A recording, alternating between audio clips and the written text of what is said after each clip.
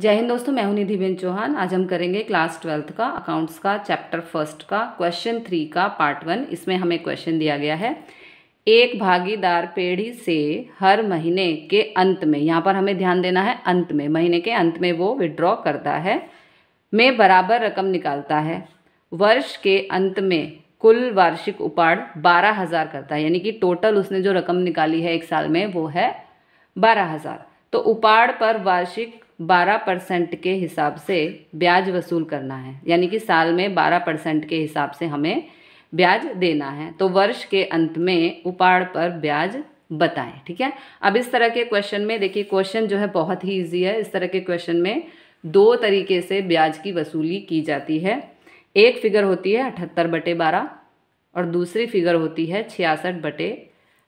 Okay, अब ये दोनों फिगर कैसे आई पहले हमें ये पता होना चाहिए। ये हमें क्वेश्चन में नहीं करके बताना है, सिर्फ समझाने के लिए। ओके, कि 78/12 क्यों लेना है और 66/12 क्यों लेना है। तो यहाँ पर हम ध्यान देंगे, महीने की शुरुआत में यदि उपाड़ करता है कोई भी भागीदार, ठीक है, महीने की शुरुआत में उपाड़ करता है तो 78/12 के हिसाब से ब्याज लिया जाता है, और महीने के अंत में उपाड़ करता है तो 66/12 के हिसाब से ब्याज लिया जाता है। अब ये दोनों फिगर कैसे आए जरा हम ये भी देख लेते हैं। जैसा कि आप सभी जानते होंगे, हमारा जो फाइनेंशियल ईयर जो होता है वो 1 अप्रैल से शुरू होता है और 31 मार्च तक ख़त्म होता है। ठीक है, ये होता है हमारा फाइनेंशियल ईयर। अब देखिए, शुरुआत में 1 अप्रैल, 1 मई, 1 जून, तो यदि वो 1 अप्रैल यानी कि शुरुआत में उपाड़ करेगा तो यहाँ पे उसे पूरे 12 महीने का ब्याज देना होगा। ठीक है, 1 मई को उपाड़ करेगा तो 11 महीने, 1 जून को उपाड़ करेगा तो 10 महीने, 1 जुलाई को करेगा तो 9, इस तरह से 8, 7, 6, 5, 4, 3, 2, 1। यहाँ पे ये हमारा ख़त्म हो गया पूरा। अब इन सब का टोटल जो आएगा हमारा वो आएगा 78/12। 12 इसलिए क्योंकि ईयर की बात हो रही है, पूरे साल की बात हो रही है, तो एक साल में 12 महीने होते हैं। ठीक है, ये हो गया 12 और 78 इन सब का टोटल। अब यहाँ पे अंत में यदि वो महीने के अंत में उपाड़ करता है तो यहाँ पे देखो 30 अप्रैल, तो 30 अप्रैल को यदि उपाड़ करेगा तो 30 अप्रैल का कोई इंटरेस्ट यहाँ पर नहीं लिया जाएगा, क्योंकि एक दिन का इंटरेस्ट यहाँ पे नहीं लिया जाता है। जो हमारा इंटरेस्ट शुरू होगा वो होगा 1 मई से, इसलिए यहाँ पर जो ब्याज दिया जाएगा वो 11 महीने का होगा। ओके, फिर 31 मई, अब 31 मई का काउंट नहीं होगा, 1 जून से शुरू होगा तो 10, 9, 8, 7, 6, 5, इस तरह से हर महीने में एक एक महीना जो है हमारा माइनस होता जाएगा।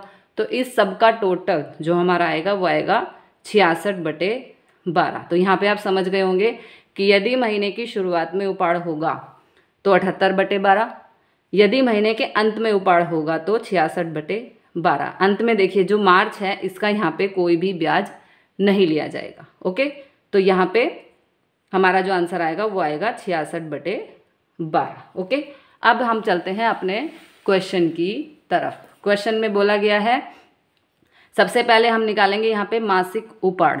तो मासिक उपाड़ निकालने के लिए वार्षिक उपाड़ बटे 12 करना होगा। ठीक है, तो वार्षिक उपाड़ कितना है यहाँ पे 12,000 और बटे 12, तो 12 से यहाँ पे कैंसिल कर देंगे तो हमारा आंसर आएगा 1,000, यानी कि ये है हमारा मासिक उपाड़। एक महीने में वो 1,000 रुपये निकालता है, क्योंकि साल में उसने 12,000 रुपये निकाले, तो ये हो गया मासिक उपाड़।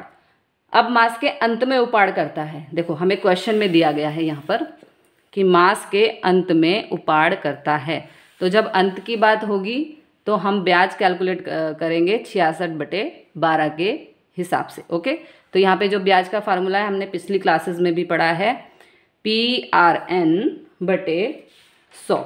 आई मतलब इंटरेस्ट, PRN/100। यहाँ पे P का मतलब है मूलधन, R का मतलब है रेट ऑफ इंटरेस्ट, N का मतलब है नंबर ऑफ ईयर्स। ओके, तो P की जगह 1000, रेट ऑफ इंटरेस्ट 12/100 दिया गया है, इंटू 66/12।